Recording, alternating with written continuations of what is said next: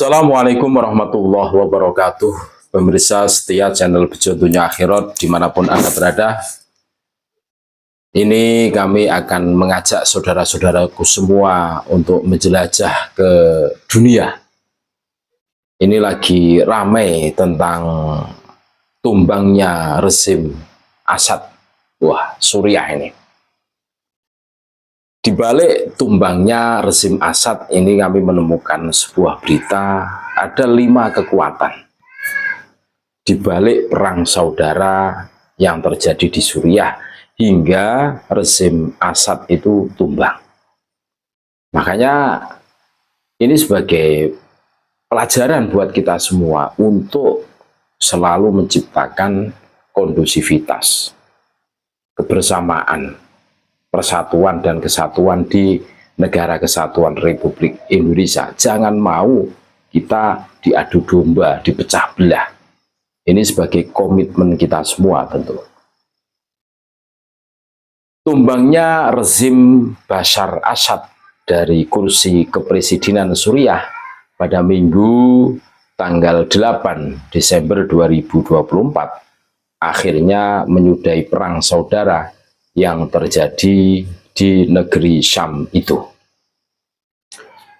Perang ini berakhir setelah adanya sejumlah pihak yang terlibat untuk menjatuhkan Assad dan kekuasaan Partai Baath yang dinaunginya. Mengutip The Guardian, setidaknya ada 5 pihak yang terlibat dalam perang saudara Suriah yang dimulai 2011 dan menewaskan 500.000 jiwa serta membuat 12 juta orang mengungsi. Wah, ngeri kan? Mulai 2011 sampai 2024 Suriah sampai luluh lantak, 500.000 jiwa meninggal, 12 juta orang mengungsi karena sebab perang tersebut. Ini pembelajaran yang sangat berharga, saudara-saudaraku semua. Jangan sampai ini terjadi di negara kesatuan Republik Indonesia, rumah kita bersama. Ini yang harus kita waspadai. Terus 5 orang atau 5 kelompok ya, yang terlibat perang di Syam atau Suriah itu siapa saja? Ini berikut daftarnya. Yang pertama adalah Hayat Tahrir Asyam atau HTS. Tumbangnya Asad bermula setelah kelompok HTS meluncurkan serangan kilat yang diluncurkan akhir bulan lalu dari bentengnya di barat laut. Kelompok ini berasal dari Al-Qaeda dan ISIS. Ini teroris internasional, Al-Qaeda dan ISIS. Dan secara resmi didirikan pada tahun 2017 setelah memutuskan hubungan dengan keduanya. HTS sejak saat itu telah memerintah 2 juta orang di Provinsi Idlib dan mengembangkan ideologi yang lebih pragmatis. Namun kekhawatiran telah ada tentang akar ekstremisnya dan keberadaan pejuang jihad veteran di antara pasukannya. Ya, karena Al-Qaeda ISIS itu kan yang mau bikin sistem khilafahan. Terus yang kedua, Pasukan Nasional Suriah atau SNA. SNA adalah koalisi yang bermarkas di Suriah Utara yang didukung oleh Ankara. Koalisi ini didirikan pada tahun 2017 dan mencakup berbagai kelompok dan pejuang Arab dan Turkmenistan, termasuk beberapa veteran dari hari-hari awal pemberontakan melawan rezim Asad.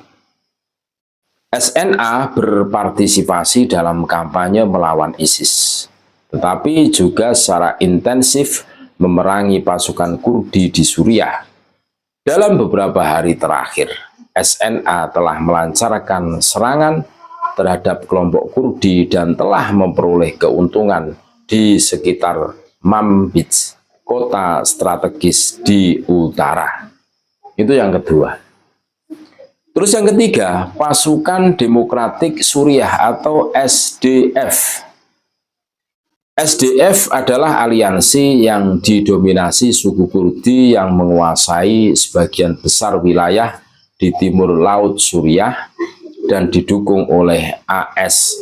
SDF yang mencakup beberapa pejuang Arab didirikan pada tahun 2015 dan melakukan banyak pertempuran terberat melawan ISIS.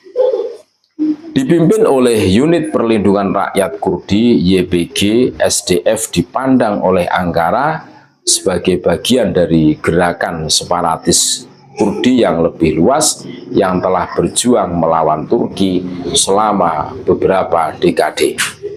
Diketahui suku Kurdi merupakan kelompok minoritas yang cukup besar di Iran, Irak, Suriah, dan Turki. Yang keempat, Southern Operation Rum. Southern Operation Rum merupakan koalisi kelompok pemberontak yang baru dibentuk di Suriah Selatan dan Tenggara, yang sebagian besar terdiri dari komunitas Druze dan kelompok oposisi.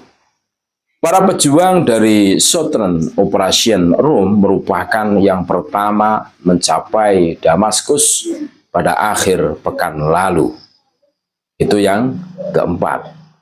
Yang terakhir, yang kelima, negara Islam di Irak dan Suriah atau ISIS. Kelompok ini berawal dari negara Islam Irak, ISI, yang mencakup banyak militan Al-Qaeda yang berperang melawan pasukan pemerintah dan pimpinan Amerika Serikat di sana. Kelompok ini akhirnya tumbuh subur juga di Suriah setelah Perang Saudara dan menciptakan sebuah kekhalifahan baru. Dikalahkan oleh koalisi internasional yang mencakup faksi-faksi Suriah dalam kampanye 4 tahun, organisasi tersebut tetap aktif, khususnya di Suriah Tengah. Organisasi yang dicap sebagai teroris di beberapa negara ini juga masih terus menjadi sasaran pesawat tempur Amerika Serikat hingga awal minggu ini. Jadi itulah 5 kekuatan ya di balik perang saudara Suriah sampai rezim Presiden Assad ini tumbang. Ini sebagai pembelajaran kita semua. Jangan sampai ini terjadi di negara kesatuan Republik Indonesia, rumah kita bersama. Ayo kita jaga bareng-bareng. Jangan sampai ini terjadi di negara yang kita cintai ini. Terima kasih, tetap NKRI harga mati, Nusantara milik kita. Assalamualaikum warahmatullahi wabarakatuh.